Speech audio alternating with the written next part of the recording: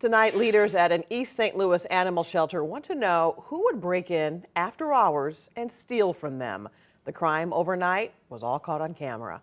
Brent Solomon is just back after talking with the nonprofit, which helps low-income pet owners. Well, Kelly, I'm about to show you those surveillance images in just a moment. The folks over at Gateway Pet Guardians are hoping someone will know who the bold thieves are so police can put a stop to it. In the midst of the sounds of dogs barking and little kitties answering when greeted. Well, there's Harry. Hi, Harry. Is a sense of shock among the vibrant team that keeps this place going. It puts an eerie feeling in your stomach to have people that don't belong in here with your animals that are vulnerable at the time. It was just before 3 Thursday morning.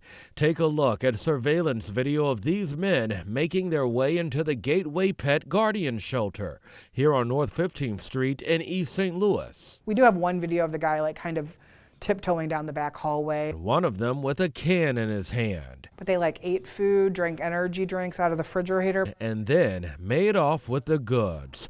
A laptop used for note-taking. Where we report any, behavior concerns, any illnesses. So that's used regularly and throughout the day from our animal care team. So we're going to have to replace that. And drugs meant for animals. Trazodone, which is a sedative, gabapentin, which is an anti-inflammatory.